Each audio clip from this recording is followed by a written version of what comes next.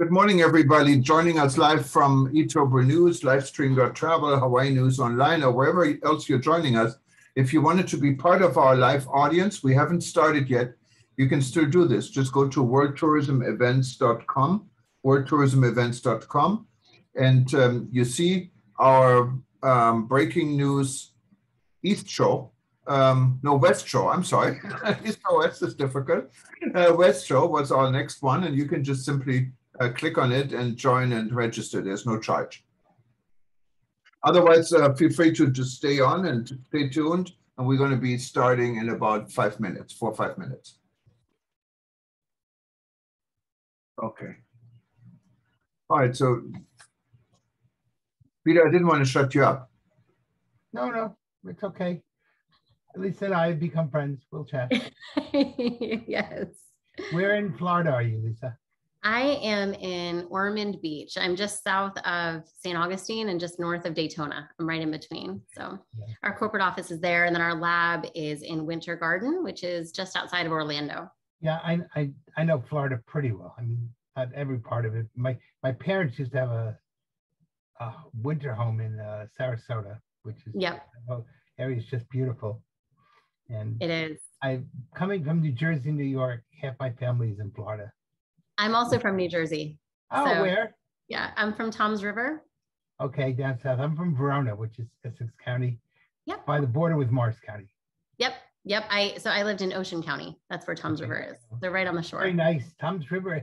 I remember when Toms River had 3,000 people and it was a little village. Yep. My parents first moved there when it was that small. Yes, and it's not that way anymore. No, it is not. My dad, grew up in Philadelphia. So moving to Toms River, he was just blown away by how small it was. Yes. So it's grown quite a bit. New Jersey are really great, though. I'm still a loyal New Jerseyan.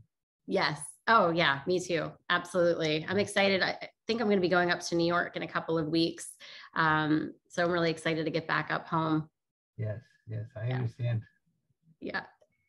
How long have you been in Texas? I came in 1982, so 92, 22, almost 40 years. Wow. Yeah, so it's been a long time since I've been here. I kept my New Jersey accent, but I guess the rest of it is Texanized. I lived in Colorado for about 6.5 years in my 20s.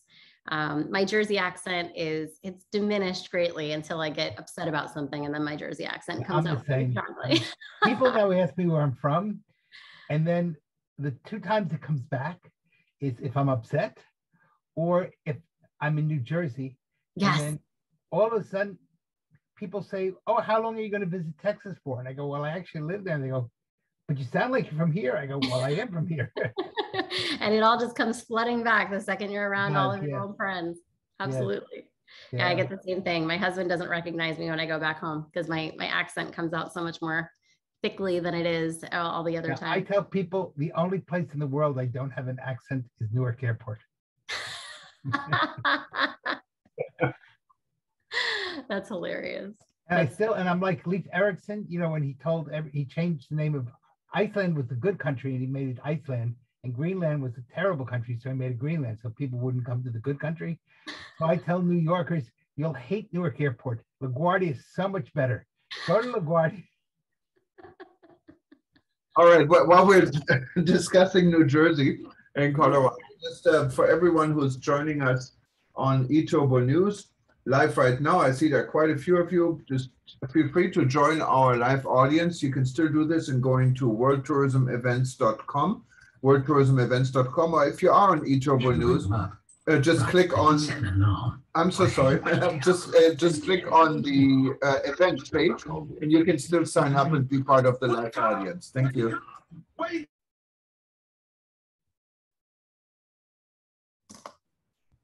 I'm sorry, I had to stop Alexa in the background trying to wake me up here. So let's get some people in the audience. Okay.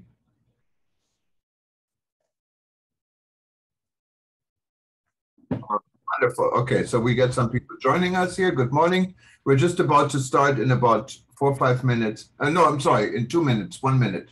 in 5 seconds. Okay.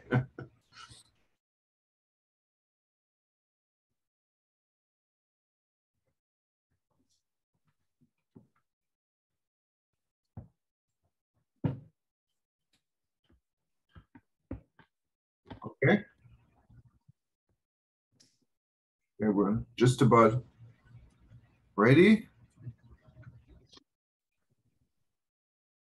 Everyone on social media and eTurbo News, one last call. If you wanted to join our live audience, you can do this. Just click on events on the bar above you, or go to worldtourismevents.com. You can still sign up and ask questions. Otherwise, we're just about to start. You can just stay tuned where you are. And if you miss any of this, we'll repeat it a number of times, and it'll be on our archive as well.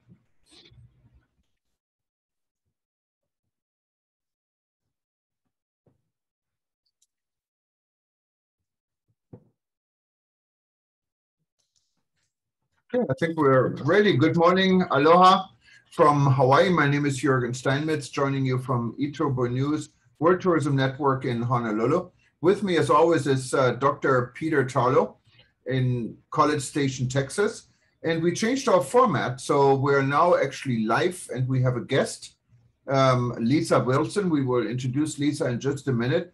And before we do this, as we always do, we're going to start with the weather. I can tell you it's early morning here, and it's beautiful, blue sky. It's going to be a nice beach day here in Hawaii. How's everything in Texas, Peter? Well, we're having typical Texas summer weather. So right now it's mid-afternoon and it's warm.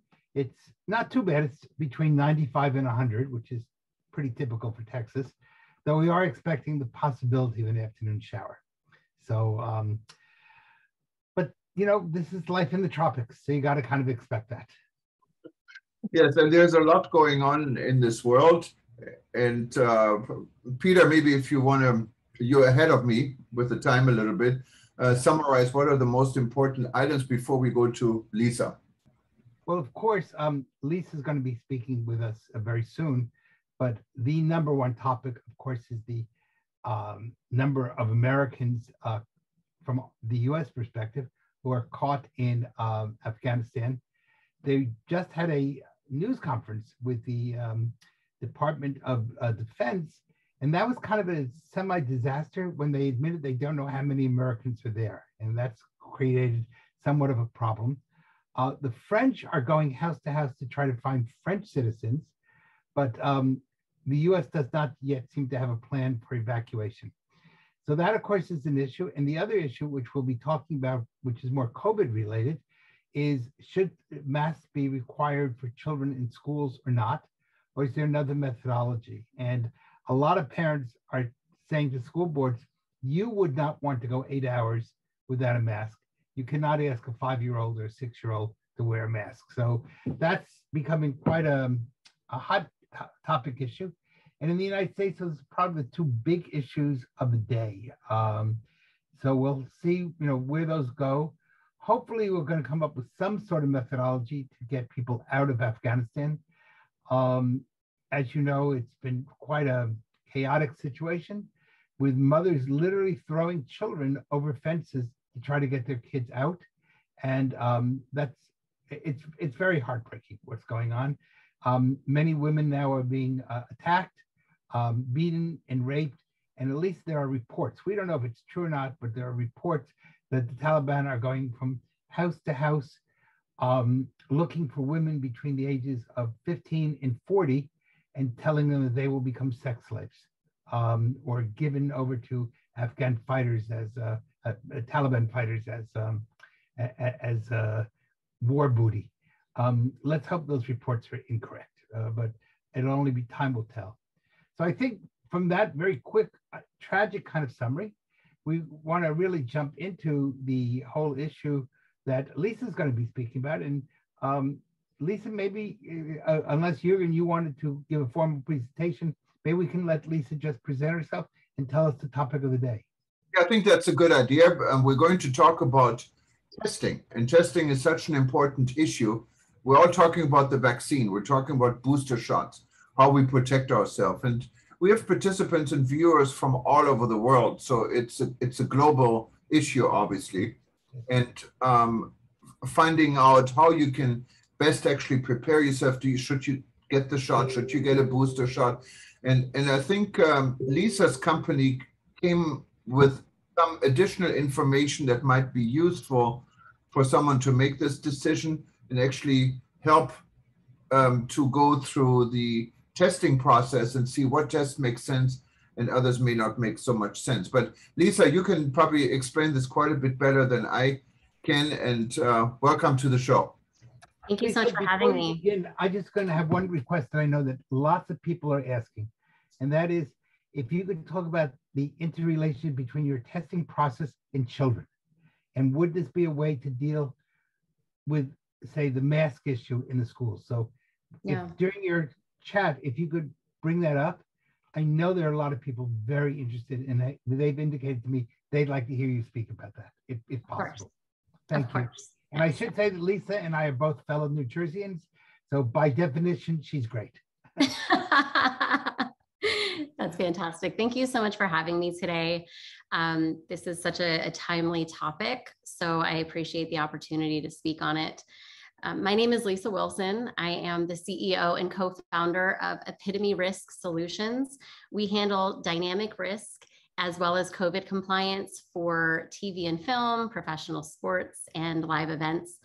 We have also started our own clinical lab called Fourth Wall Testing, where we have done point of care COVID testing for TV and film. And we have had the extreme privilege of partnering with an immunologist by the name of Dr. Marvin Hausman, who has introduced us to GenScript, which is a biotech corporation that has designed a test that verifies your level of protection post-vaccination or post-previous infection. So this new test is groundbreaking, and we have been able to develop it into an at-home test that's just a quick finger prick that you're able to just take a small blood sample and send it back to our lab to have results within 24 to 48 hours. And but what is different between this type of test? There's a lot of tests, for instance, they're instant tests. You can get back within minutes. I remember when I went to Europe about a month or two ago, every restaurant you wanted to go to, if you're not vaccinated, you literally get a test literally in front of the restaurant and you get a result. Now it's talking about 24, 48 hours, what is more like a PCR type test. So this is not a PCR test. So PCR testing and some of those rapid tests that you receive in public are for active infection. They detect whether or not you have COVID in your system at that time. Those are very reactive tests. And the issue with those tests is you have to have a certain level of viral load in order to register as positive. So many people are passing through those tests that are contagious and actually do have COVID, but they're testing negative and being admitted into these events, which can cause greater issues. Our test measures your level of protection post-vaccination. So what it does is it allows you that peace of mind in knowing that you can go out in public and feel better protected from contracting the virus, regardless of what's going on around you. So our test is more proactive, and theirs is more reactive if you're doing a PCR live virus test. And I'm sorry, Jürgen. Mm-hmm. Oh, go ahead. I was just in Israel, and one of the things that we had to do was take a serology test. And what they measured was the amount of antibodies we had in our system and our ability to fight off COVID. How is yours like or different from a serology test? That's an excellent question. So ours is a serology test. It is just a more specific serology test than what they are offering outside of our test. So that test that you took when you were in Israel was probably more of a standard antibody test, like you said. So when you are exposed to the vaccine or a potential infection with COVID, your body creates all different kinds of antibodies to attack different parts of the virus. It's similar to throwing darts at a dartboard blindfolded. Your immune system just kind of hopes something works. So those antibody tests measure all of the different types of antibodies. Ours only measures what hits the bullseye on the dartboard, right? So the very specific antibodies that are neutralizing antibodies. And what that means is when you're looking at the virus, you see those little red spikes that come out. You know, we see those pictures everywhere now, right? I mean, I think we could probably see the COVID picture in our sleep. Those little red spikes that come out, the neutralizing antibodies attach to those little spikes, and they block those spikes from attaching to your cells, which is what causes infection. So it blocks the infection from happening. So our test only measures how much neutralization you have from your antibodies. So it's definitely something you should do parallel with any other test, or is it something what would replace a regular test? So where it's important is, you know, if you are vaccinated, it's not enough to just say, I'm vaccinated, I'm good. What we have discovered in our lab from our research is 36% of our clients that reported being fully vaccinated have tested negative for neutralizing antibodies, which means that they would be at risk for contracting COVID. But they wouldn't have known that had they not taken the test. They would be going out and living their lives as though they were protected. So it's really important to know for yourself what your levels are, to know how protected you are in the world. So I know in Austria, they have made it one of their regulations that to go into major sporting events, you need either a negative PCR test within 72 hours of the event or a positive neutralizing antibody test within 6 months leading up to the event. We are finding that, you know, testing every 3 to 6 months, depending on what your neutralization level is sufficient to forecast your protection level during that time. That, of course, is interesting. So you don't have to do tests twice a week or every week.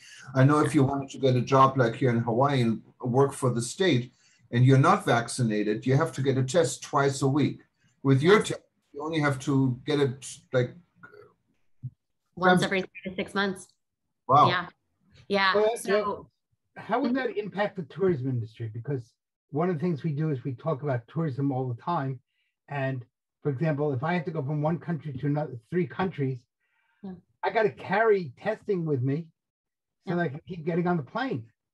Would this be some way of showing an airport that, you know, I'm good to go for the next 3 or 4 months?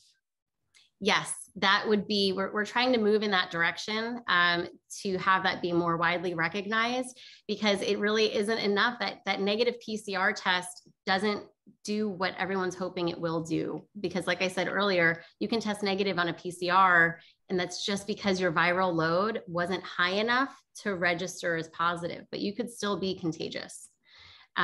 So the thing is, everyone's missing the mark a little bit by doing vaccine passports and requiring vaccinations. I understand and appreciate the thought behind it. However, there is another step in that process. And that step is, did you have the appropriate immune response to not get sick? That's the part that we're missing in this whole process right now. And that's what this test provides. And of course, this is quite interesting. I mean, from our organization, the World Tourism Network, we had been discussing this issue with the World Health Organization, with governments around the world, in how to do it. What's the best way moving forward? Specifically, you mentioned vaccine passports. Airlines came out with their own passports. Countries come up with their own passports. Some countries recognize the passport of another country, some don't. So there's a lot of confusion. So even if there's a green light for travel, it doesn't mean you can easily travel. And these rules can change overnight. Now, with your test, and you said this long-term result, what would be on your wish list for the World Health Organizations and for governments to do, considering what you're doing is available? I would really love for them to adopt this as the test to go from country to country, because if you are just requiring the vaccine card, especially here in the US, those cards, there's forgery rings being broken up all the time of people making these cards. What I would love to have happen is, instead of the vaccine card, it be this test that is actually revealing the immune response, because 36% of our patients that are reporting being fully vaccinated are testing negative. that's a large percentage to allow onto the state of Hawaii, right? Onto the islands, right? You're saying 36% of people potentially could have the neutralization levels that are non-existent, but they think that they're good. And they're going all around the island. They're traveling without any issues at all. And so I think that that's the most important thing. I would love to see this be more widely recognized. I feel like Europe has been a little bit quicker to adopt this test versus the US right now. Now, let's tended to be behind in a lot of medical things. Yeah, let's go for the example you mentioned, Hawaii. And Hawaii is not different than any country or any other state, but we're an island. So we have better ways of protecting ourselves being on an island. And right now, flying to Hawaii, you need to have a negative, either you have to have a vaccine card that you have been vaccinated twice, or you have to show a negative PCR test done within 72 hours. Now, with your test, you're saying the test is good for 6 months. But what about if you generate this test and someone gets infected 3 months later? Wouldn't you put this person and then also in this case, the state of Hawaii and everyone else in harm's way? Well, it comes down to the titer, right? So, especially with the Delta variant being so much more easily transmissible, we would want to see a higher titer on those individuals post-vaccine that would account for some of the variants that are out there right now. But having this neutralizing antibody test actually puts you at less of a risk of what you're saying than the PCR testing that's happening right now. One of the things that people have been asking is how available is this test in the US? And how expensive is it? Is it $1, $10, $100? $500? Yeah, no, it's not $500. No. So there are many labs that are offering neutralizing antibody testing through GenScript. GenScript does have the patent on this particular science called CPAS. We are a lab that has taken that test and made it into that at-home finger prick test that you can just ship back to our lab, including shipping. Right now, the cost is $170 per test. Of course, for organizations and for mass orders that are using it for all of their employees, because this is an excellent solution for organizations to get their workforce back. There is some flexibility on that, of course, for the larger orders. But for the one-offs, it would be $170 to go at your at-home. And I see some in the sense that it would only be $170 every 6 months. So really right, versus what you're paying for PCR testing. $340 per year. Correct. Yeah. Just wanted to remind everybody, there have been some questions here on chat, and you can do this, but we also would love to give you the microphone and the camera. Just raise your hand. There is a button on your screen on the bottom part. It says raise hands. Then we know you wanted to speak, and we would be happy to let you talk and ask your questions. Or if you feel more comfortable typing it in the chat, what Sarah has been doing and Peter has been responding to, that's great. But it's always also nice to see a face and hear a voice behind this. Now, since we have a very international audience, and your test is done, I believe, in Florida, are similar tests available in other parts of the world? Or if they wanted to get this test, do they have to ship it to Florida? But then, of course, would take way more time and maybe customs restrictions to make this go. Are you guys expanding to other countries? Yeah, the plan is to expand. We are not there right now, but the plan is to expand. I know if you go to GenScript's website, if you are in other countries at genscript.com, they do have a list of their partners in other countries. So I would urge you to go that direction if you are looking for them over in Europe or in other places in Asia, Australia, places like that. Now, your test, if someone gets your test, how would you keep this test? Is there an app will it go into a vaccine passport, or how do you keep record of it? Or how would a traveler, for example, keep a record of it? So we are now sending them out via encrypted email, your lab report. However, we are launching at the beginning of September our brand new app called All Health Portal, which we'll be launching beta September 1st. And from there, you would be able to get your results immediately right on your phone and be able to keep all of your lab results there. So that way you can have your results chronologically.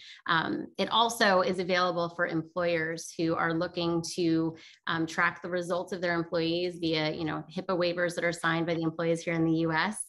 And that way they can track the results to get people back to work safely. So we have a dashboard for employers to be able to track those things. And then we have dashboards for individuals so they can see the chronology of their results. And of course, it all really takes for people to change, for a mindset change, not only for people, but also for governments and those that make a decision. Paulo, for instance, Pires, he has a comment here in chat that he must be in Africa trying to travel to the kingdom of Eswatini. And Eswatini, by the way, is very close to us because it's the home of the African Tourism Board, what is a strategic partner for the World Tourism Network. And he said he had to go through South Africa to get to Eswatini, because when he tried to cross the border, and I don't know what country he is in, but it's Mozambique, South Africa, they did not accept the rapid test and they wanted a PCR test. And so there is still a lot of confusion. I believe this confusion is not only on the Eswatini South African border, it's everywhere else. Now, are you guys sitting on the table with the World Health Organization or with governments, whether it's in the United States or elsewhere, and have these discussions? We are having many conversations right now at the state level and also working at the federal level to get this pushed through, to have some more importance in what we're doing. We are speaking to state legislature about their nursing home population specifically, because they are a very at-risk population that we need to be able to track what their neutralization levels are, because staff are in and out all of the time, and you just don't know if they're carriers, asymptomatic carriers, bringing them into the nursing home. So they were also the elderly population was also the very first cohort to be vaccinated. So we are seeing a very high uptick in cases because many of them are those individuals whose neutralization levels have waned over time. So now we're kind of in this perfect storm situation of the Delta variant coming out, a very large percentage of people here in the US at least that are unvaccinated, and then people that were vaccinated, that first cohort, their levels are deteriorating. And I think this could be a good idea. You've mentioned earlier that you're ready to join us at the World Tourism Network, maybe to start an interest group about vaccine, what is so important. We don't have this yet. And if we had such an interest group, you could lead it. And I think this would allow you to get this message out also to those that can help to make a decision how to recognize your type of test. I'm talking about the World Health Organization, other tourism organizations, ministries of tourism, tourism boards, and people like this.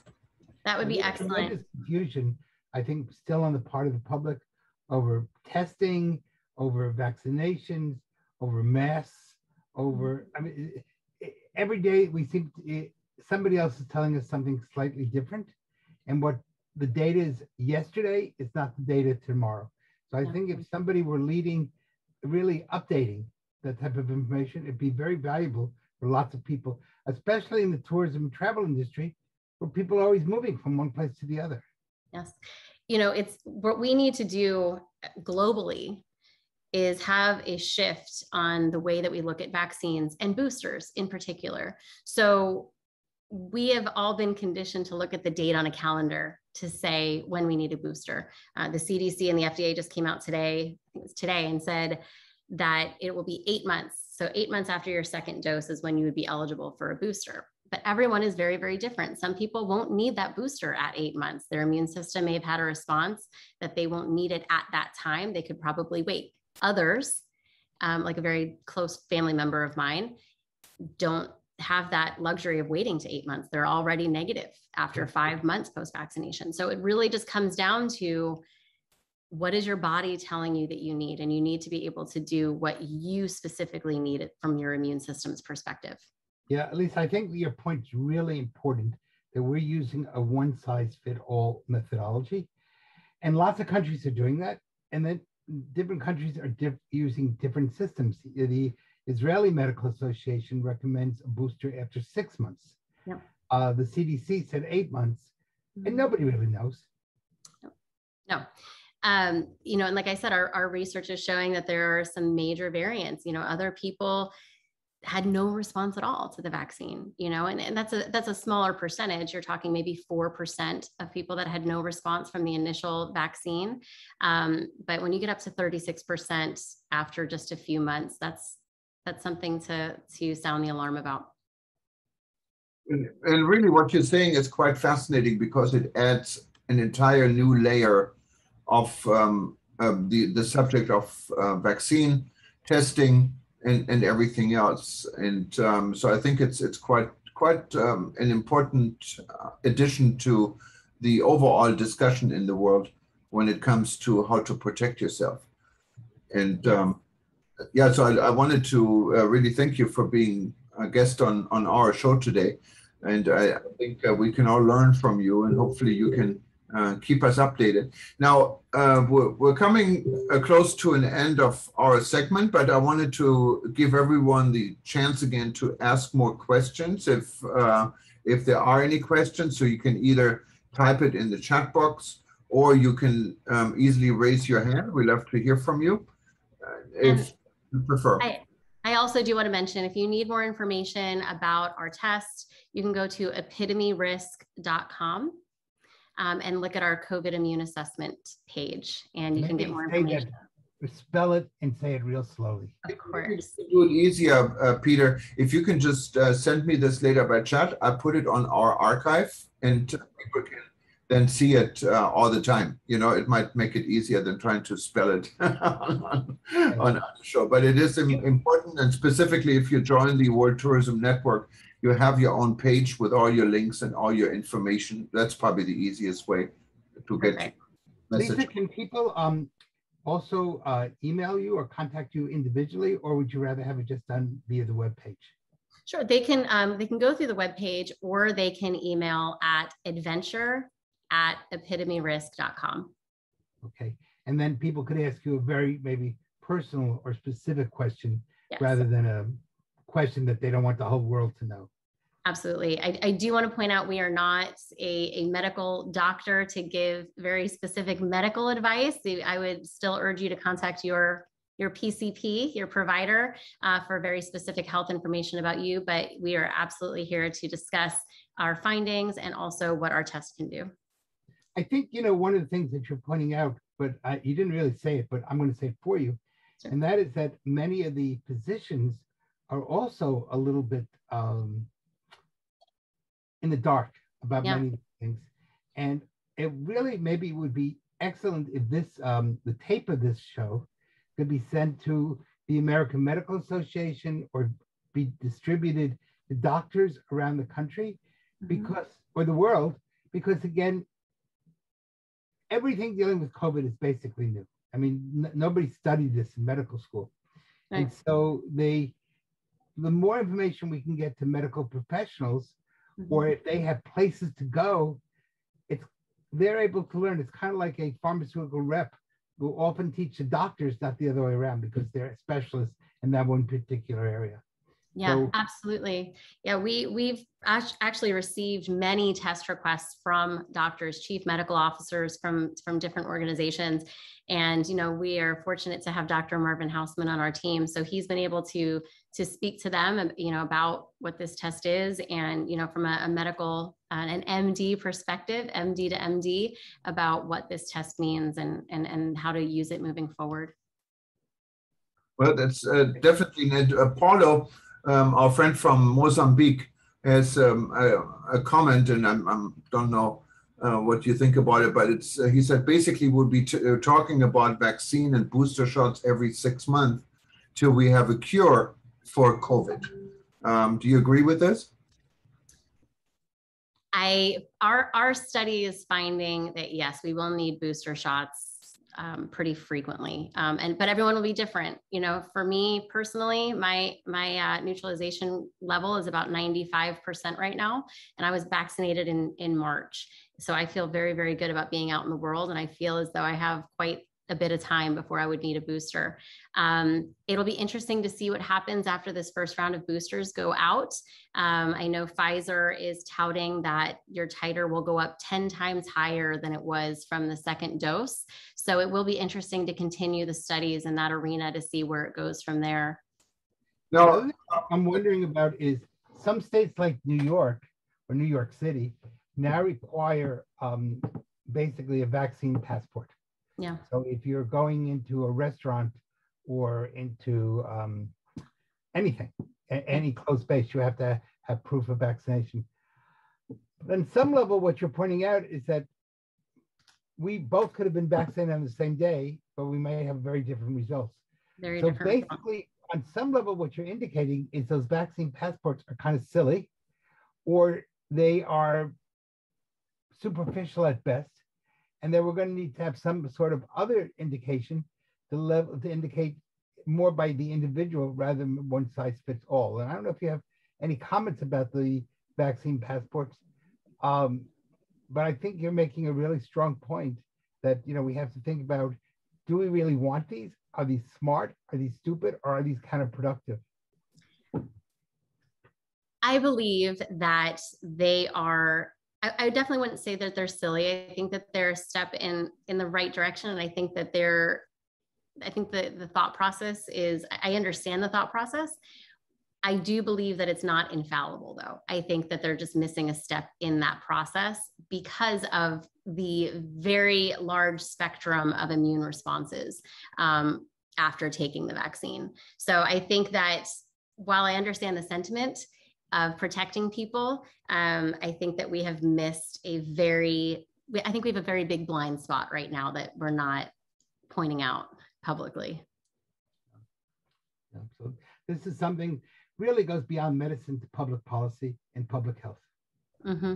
Yes, absolutely. And changing, because this is an issue. What is there is no silver lining. We don't really know where things are going. And it takes people like Lisa and her company to make a difference and change the way we think about it. So I think this is an important discussion we should continue. And I wanted to thank you, Lisa, again, for being part of our audience today.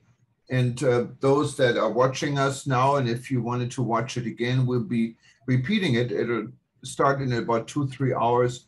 And it's going to be repeated for the next 24 hours on your screen. Or if you miss it and you want to watch it later, you can either go to livestream.travel or go to our YouTube channel, and you will be able to watch it anytime. But I'm sure this is not the last thing we heard from Lisa, because this is really a fascinating subject to discuss. And I encourage everyone, because we have a lot of viewers, not only live, but also not live from around the world, to send in your ideas or send in your questions or feedback on this. And so we can maybe help to expand this discussions also to the powers to be, to make changes in whatever region in the world, at whatever institution or in the world, to bring Lisa's ideas and test into the picture. Other than that, thank you again, Lisa. Thank you, Peter, for being part of our... Thank you, everybody, for listening, because this is actually, these types of tests and help us all to be safer. So it's not just about the person, it's not just about the me, it's about the we. Yes. Yeah. And before I say aloha, I give Lisa the last word. And we will show Lisa's contact information. Once you join WTN, you will have your own page with all the information, but we're also going to put it on the screen so everyone knows how to get in touch with Lisa. But Lisa, you get the last word. Oh, thank you. Well, thank you again for having me. It was a pleasure. I do want to leave everyone with the imparting message that it is more important now than ever to be your own health advocate. You need to know what your body is saying that it needs, and you can't listen to what others are saying you need. You need to take action for yourself and be your own advocate. It's all that you can do at this point. So thank you. Thank you, Lisa. Thank you. Aloha from here. Bye-bye. Bye-bye. Take care. Say hello to New Jersey when you go. I will. Thank you so much. Bye-bye. Bye.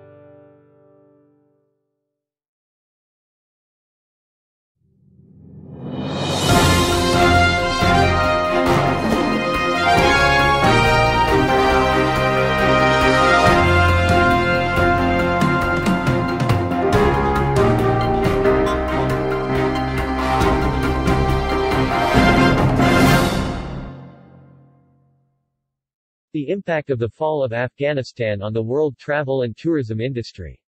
World Tourism Network President Dr. Peter Tarlow is a global expert in the travel and tourism industry. Having Kabul fall into the hands of the Taliban is a major worry also for the global travel and tourism industry and World Tourism Network members in 128 countries. There can be little doubt that historians will debate the follies of both US and European policies vis-a-vis Afghanistan for decades to come. Multiple nations have attempted to subdue Afghanistan, from the ancient Chinese to the British, from the Russians to the Americans. In all cases, Afghanistan has lived up to its reputation as the graveyard of empires. The recent fall of Kabul is only the latest in Western failures, and from a geopolitical perspective, this defeat's impact will be felt for years or decades to come. It should not be surprising to anyone that the impact of events during the last few days, starting on August 14, might well also impact the world of tourism in ways not yet understood or assimilated by tourism industry officials. The former president of Afghanistan took as much money as he could before he fled his country, and hours before the Taliban were able to stop him. Him and his family is now safe in Abu Dhabi and was welcomed in the United Arab Emirates, a major travel and tourism destination on humanitarian grounds. This now completely destroys the fragile structure of security the Western world had constructed in Afghanistan. Yet despite the fact that there is much we will need to learn about the latest Afghan debacle, it is important that political experts, public policy officials and tourism scientists develop an understanding of how a relatively small and poor nation has played, and might in the future continue to play, such a major role on the world stage and also in world tourism.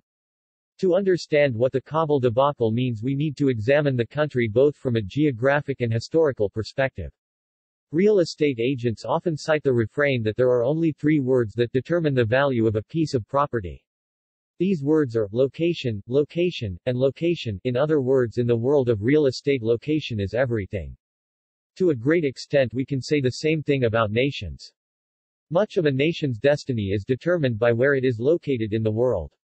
For example, the American nations, and the United States in particular, have had a huge advantage in that they are separated from Europe by an ocean.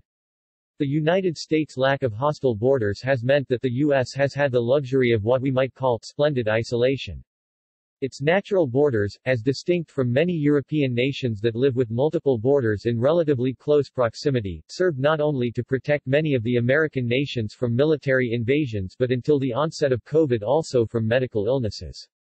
Although the late 20th century and the 21st century have seen a decline in this geographic advantage due to mass tourism and the current U.S. administration's lack of desire to protect the U.S. southern border, the principle still holds true. Canada has had the advantage of having a long peaceful border with the U.S., which has permitted Canada to expend minimal resources on military defense. Afghanistan is a completely different situation. This landlocked nation is in the heart of what historians call the Silk Roads. To a great extent, these are the lands in the heart of the world, and it is in these lands that much of the world's economic history has occurred. Afghanistan not only sits in the middle of the Silk Roads, but the nation is also incredibly rich in mineral resources. According to Peter Frankopan, citing the U.S. Geological Survey reports that Afghanistan is rich in copper, iron, mercury, and potash. The nation also has major reserves on what is known as rare earths. These earths include lithium, beryllium, niobium, and copper. With the fall of Kabul, these rare minerals and valuable substances are now in the Taliban's hands, and these minerals have the potential to make the Taliban incredibly rich. We should not be surprised if the Taliban do not use this economic windfall as a way to further their stated objective of creating a worldwide Islamic caliphate. Few Westerners and even fewer tourism officials understand the value of these rare earths and minerals and the fact that China also possesses large quantities of many of these substances. We use these substances in everything from computer production to talcum powder. This control over rare and necessary minerals and rare earths means that a Taliban-Chinese alliance becomes a new challenge for Western nations and by extension their tourism industries. Kabul's fall also has a political crisis. Its conquest greatly increases not only the Taliban's prestige but that of numerous other terrorism and insurgency groups around the world. From this perspective, the conquest of Kabul, and by extension Afghanistan, is a symbol for anyone who opposes European and American influence and power of what they perceive as the West's long road to self-destruction. This symbolism is especially powerful as the Taliban captured Kabul just a few weeks prior to the 20th anniversary of September 11, 2001. The fact the Taliban flag now flies over the former U.S. Embassy speaks volumes to people throughout the developing world. The symbolism throughout much of the Middle East and the nations of the Silk Roads could not be more poignant. Due to the United States and its allies abandoning the Bagram airfield some of 20 years after the attacks on New York and Washington, Westerners, and their Afghan allies are reduced to imploring the Taliban for safe passage to the only airport out of which they can fly to safety. Tourism has long been an industry in which many women have held prominent positions. Women in a Taliban-dominated Afghanistan are sure to lose even their most basic rights. Women's groups around the world not only worry about the safety and freedom of Afghan women but also have noted the silence of the first U.S. female president. As of August 19, Vice President Harris has not made a public pronouncement regarding the state of insecurity in which millions of women now find themselves. From the perspective of the United States and Europe, the fall of Kabul could not have come at a worse time. Western national economies are reeling from the effects of the COVID-19 pandemic. The United States, and much of Europe, is suffering from inflation caused by overspending. This overspending first occurred during the Obama administration, then continued during the Trump administration and has now greatly increased during the current Biden administration. The fact that the United States is spending trillions of dollars of money that it does not have means that the nation is less able to deal with international crises and potential military threats.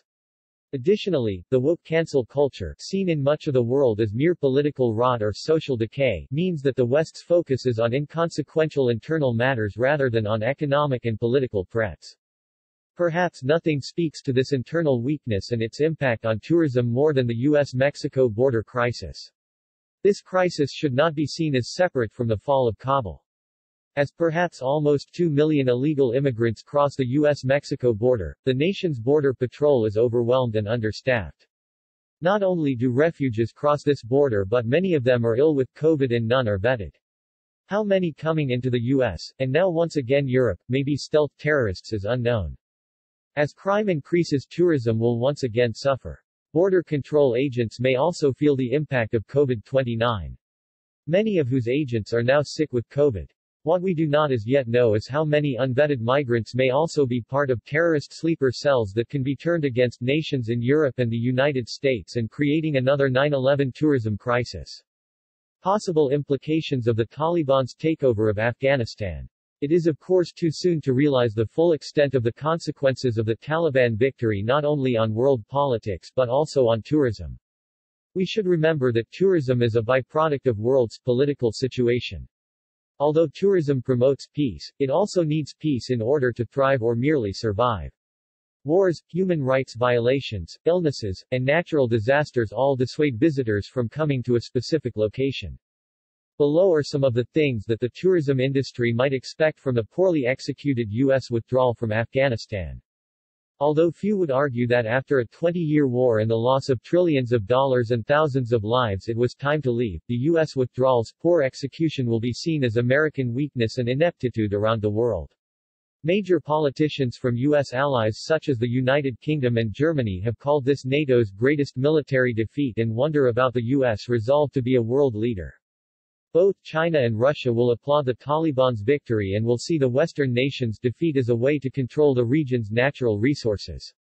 The overspending on the part of the current U.S. administration means greater dependency on China and the U.S. government's inability to stand up to the Chinese. This in turn will lead to an eventual lowering of Western standards of living and a pulling back of expendable income expenses such as tourism. The control of major resources by the Taliban can easily translate into acts of well-funded terrorism around the world, and especially against the tourism industry we should expect to see new outbreaks of violence around the world. China might well attack Taiwan and seek dominance over the entire Eastern Pacific region. Tourism in this region can become totally dominated by the Chinese, and countries such as North Korea might become emboldened to act in a reckless manner.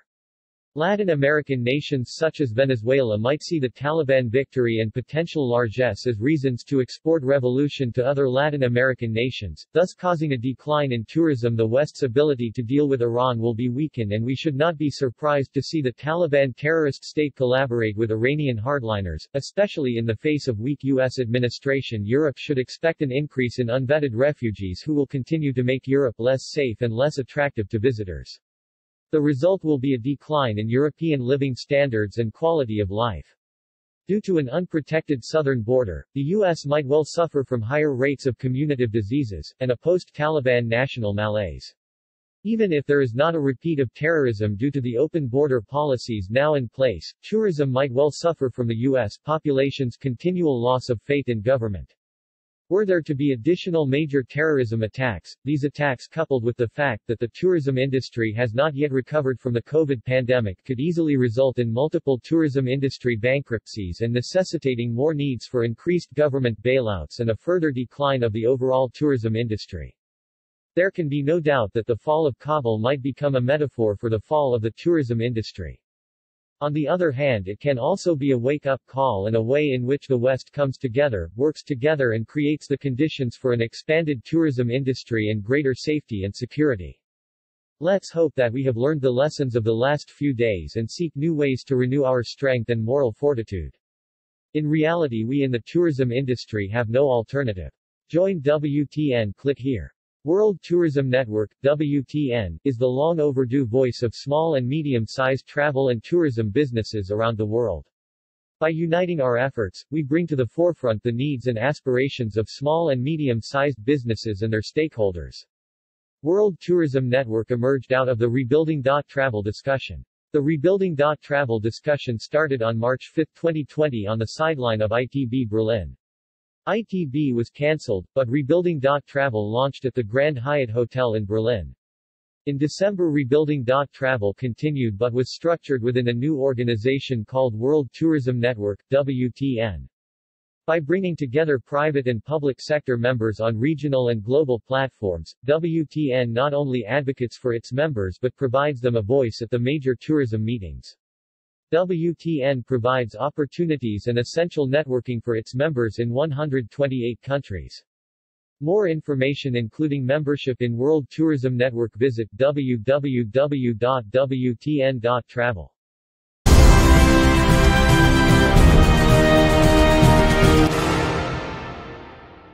"18-year-old to serve as new Port Canaveral ambassador." At an August meeting of the Canaveral Port Authority Board of Commissioners, Port Commissioner Robin Hadaway announced the appointment of Rockledge High School graduate Jessica Maxwell as Port Canaveral ambassador to serve as Commissioner Hadaway's delegate in the port community. Jessica is Commissioner Hadaway's first port ambassador appointment, and at age 18, is the youngest person to serve as a delegate for the CPA Board of Commissioners. Each Canaveral Port Authority Commissioner may appoint up to 2 individuals to serve as a commissioner's representative in the port community. Port ambassadors engage the community to promote greater understanding of Port Canaveral's role in the region. They also increase public awareness and understanding of the Canaveral Port Authority's strategic plans. As stewards of the port, we need to be looking to our future workforce and prepare the next generation to lead, said Commissioner Hadaway. Jessica is excited to learn and share our vision with her generation. I hope you will join me in welcoming her to her new role as Port Ambassador. As Port Ambassador, Jessica will assist Commissioner Hadaway with the Port's Junior Port Ambassador program to share her knowledge from the HELM program, aiming to build relationships and increase public awareness and support for the Port's key activities among young people in the community. As a student at Rockledge High School, Jessica participated in the school's Helping Educate Leaders in Maritime HELM program. She also served as battalion commander for the Rockledge High School ROTC. An active equestrian, Jessica's post-graduation plan to enlist in the U.S. Navy was derailed after a horse riding accident revealed she suffered from osteosarcoma, a bone cancer that resulted in the loss of one arm before the year was out. Port Canaveral, located in Florida, is a gateway for cruises and recreation as well as cargo and logistics. It has been long distinguished as the gateway to new frontiers in space travel. Port Canaveral hosts nearly 5 million revenue cruise passengers through its state-of-the-art terminals and 6 million tons of cargo annually. Tourism and recreation at Port Canaveral. At Port Canaveral, visitors can experience the thrill of a rocket launch while sunning on the beach. The Cove is a waterfront recreation area at Port Canaveral with restaurants, lounges, shops, charter boats, and a casino ship. Many Cove restaurants have outdoor tables and tiki bars, great locations for watching the cruise ships glide by or just enjoying an onshore breeze. When the sun goes down, there are DJs, live bands, dancing, and karaoke, and camping.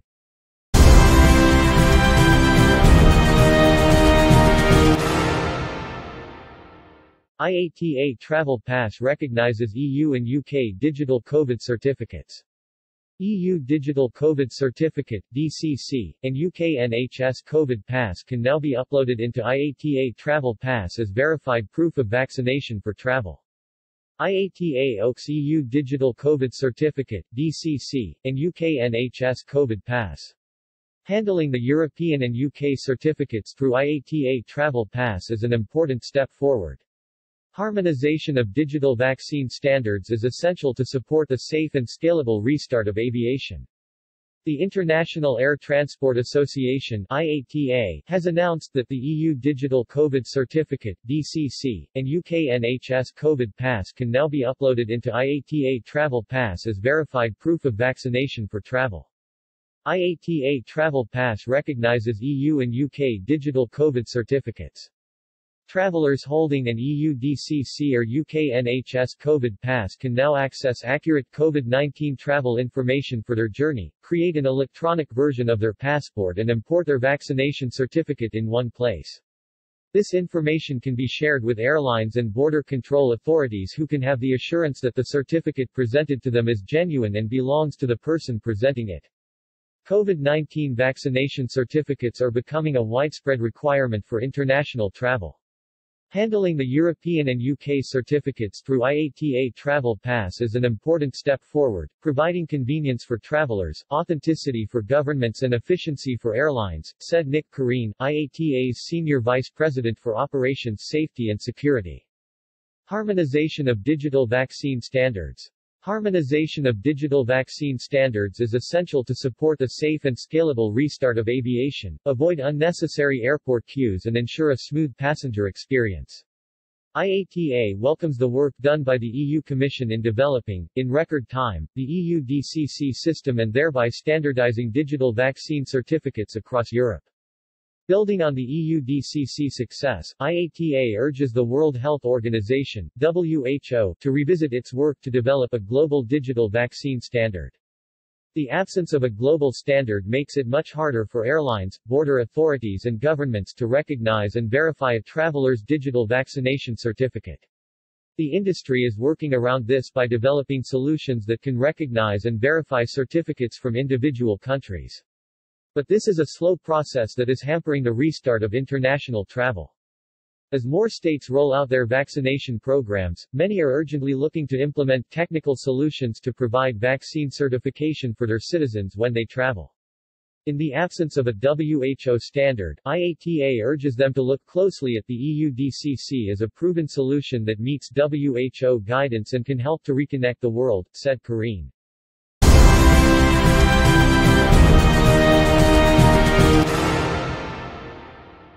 Turkmenistan opens its airspace for Afghanistan evacuation flights. In this situation, fulfilling its international commitments, including those arising from international humanitarian law, Turkmenistan will provide its airspace for the carriage of these persons by the planes of foreign states.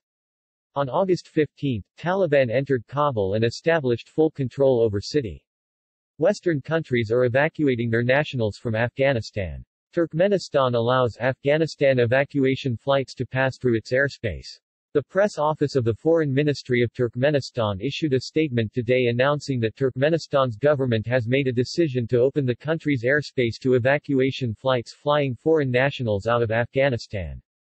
Turkmenistan opens its airspace for Afghanistan evacuation flights. As is known, some countries have started to evacuate their citizens located in Afghanistan. In this situation, fulfilling its international commitments, including those arising from international humanitarian law, Turkmenistan will provide its airspace for the carriage of these persons by the planes of foreign states, the Foreign Ministry's statement said. On August 15, the Taliban radical militant group entered Kabul without any resistance and established full control over the Afghan capital within several hours. President of Afghanistan Ashraf Ghani has fled the country, allegedly taking $169 million of state treasury money with him. Since then, Afghanistan's Vice President Amrullah Saleh declared himself as the country's caretaker president, calling for armed resistance to the Taliban. Western countries are evacuating their nationals and embassy staff.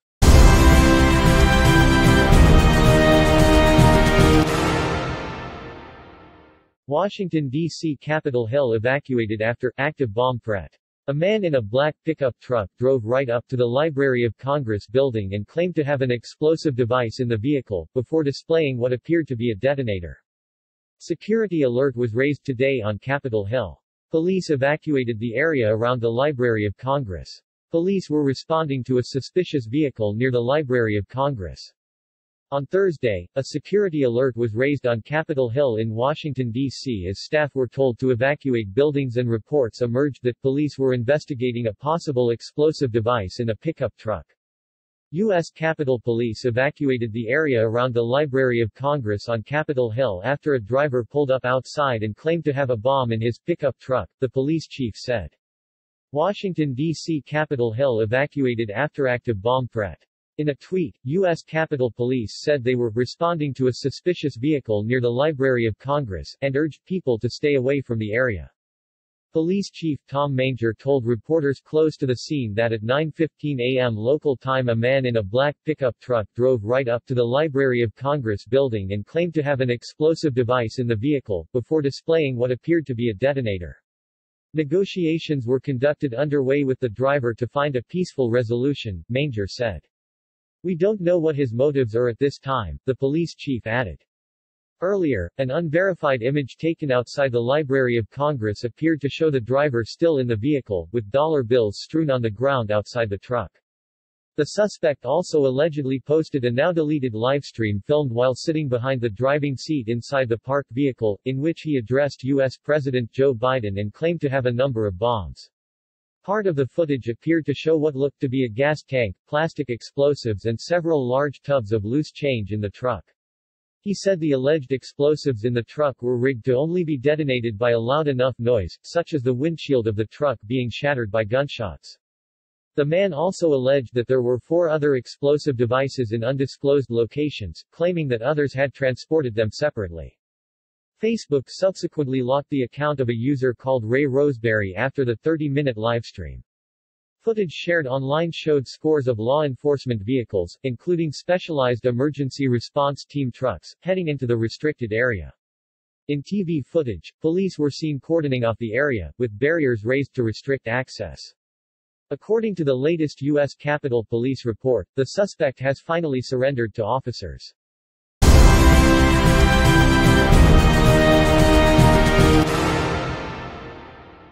Blocking airline funds threatens industry recovery.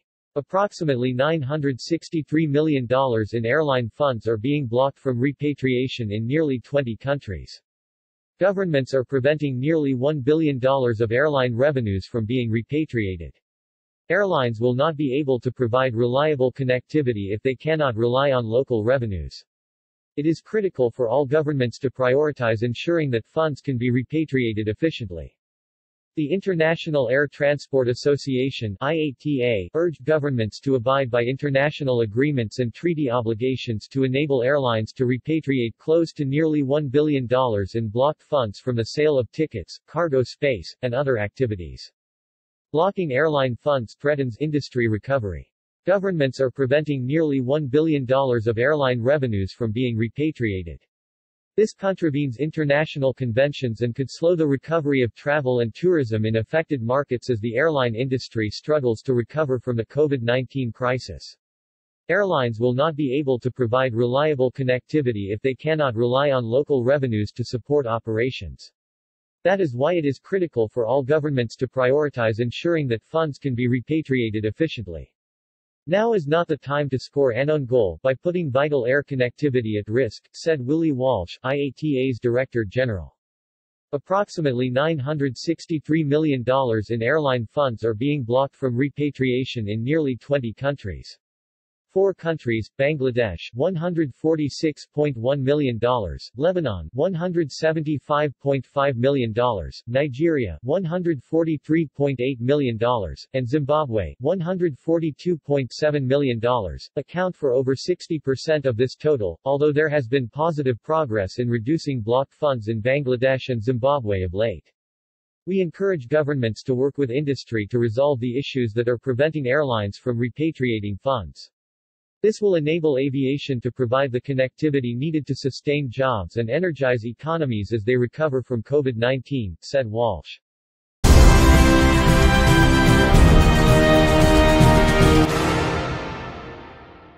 El Al relaunches Budapest to Tel Aviv flight.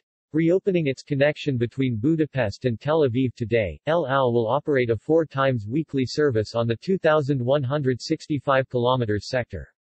El Al returns to Budapest Airport. Israeli flag carrier resumes Tel Aviv services from Budapest. Budapest-Tel Aviv flights will operate 4 times weekly.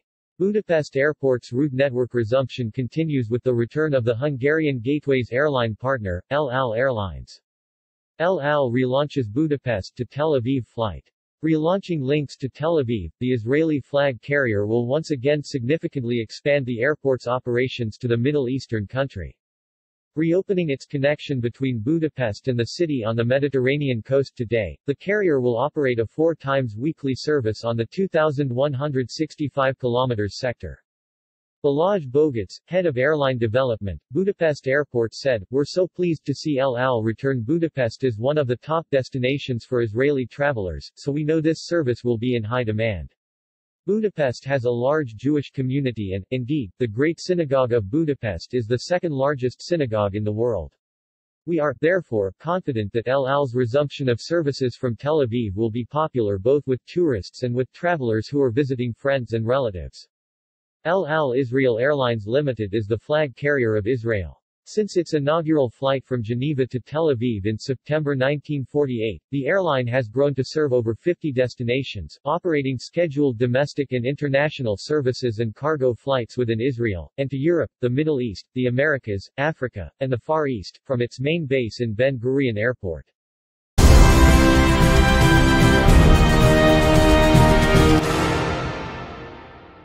Jamaica Tourism Minister names task force to boost vaccination of tourism workers. Jamaica Tourism Minister Hon. Edmund Bartlett has named a special task force to drive the process of vaccinating the island's tourism workers, as part of efforts by the government to achieve herd immunity. The task force will include representatives from the Ministry of Health and Wellness, Ministry of Local Government and Rural Development, and Jamaica Defense Force, among others. Persons to be targeted are workers in hotels, villas, guest houses, attractions, airports, cruise ports, craft markets, and ground transportation operators. The minister was quick to note that tourism workers will not be mandated to be vaccinated. The new task force is co-chaired by the Tourism Ministry's Permanent Secretary, Jennifer Griffith, and President of the Jamaica Hotel and Tourist Association, JHTA, Clifton Reeder. The other members include Chairman of the Tourism Product Development Company, TPD Co., Ian Deere, Chairman of the Jamaica Tourist Board, John Lynch, Director of Tourism, Donovan White, President and CEO, the Port Authority of Jamaica, PAJ, Professor Gordon Shirley, Executive Director of Jamaica Vacations Limited, JAMBAC, Joy Roberts, Acting Executive Director, TPD Co., Stephen Edwards, Executive Director of Chukka Caribbean Adventures and Chairman of the COVID-19 Resilient Corridors Management Team, John Biles, Senior Advisor and Strategist in the Jamaica Ministry of Tourism, Delano Saveright, and General Manager of Deja Resorts, Robin Russell. The task force will also include representatives from the Ministry of Health and Wellness, the Ministry of Local Government and Rural Development and the Jamaica Defense Force, and they will consult with various tourism stakeholders, both within the public and private sectors, to streamline and expedite the process of vaccinating tourism workers all across the island, explained Minister Bartlett. In making the announcement, Minister Bartlett underscored that the future success of the island's tourism sector hinges on workers being vaccinated in order to stem the spread of the deadly COVID-19 virus. Among the persons to be targeted are workers in hotels, villas and guest houses, attractions, airports, cruise ports, craft markets as well as ground transportation operators. This task force has a very important job of getting our 170,000 tourism workers vaccinated. This is vital to the full recovery of the tourism sector and by extension the wider economy, because our tourism workers are on the front line, and if they are not fully vaccinated then our sector will not be able to recover in a safe and sustainable way, he expressed. The minister was quick to note that tourism workers will not be mandated to be vaccinated. However, he again urged them to get vaccinated. The vaccines are very effective in preventing hospitalization and death. So, I encourage all our tourism workers to capitalize on the opportunity to be vaccinated in order to safeguard your lives, your relatives as well as your communities, Minister Bartlett expressed. Mr. Bartlett emphasized that the task force will take a collaborative approach, which has proven to be very effective in managing the pandemic since March 2020, when the first COVID-19 cases were confirmed in Jamaica. I am confident that this united approach will be effective because it has been fundamental to our success in introducing our COVID-19 health and safety protocols, our innovative COVID-resilient corridors and the framework to facilitate the testing of visitors to the island. We will continue to work hand in hand with our tourism partners to guarantee the recovery of our all-important tourism sector, he added. #Rebuilding travel.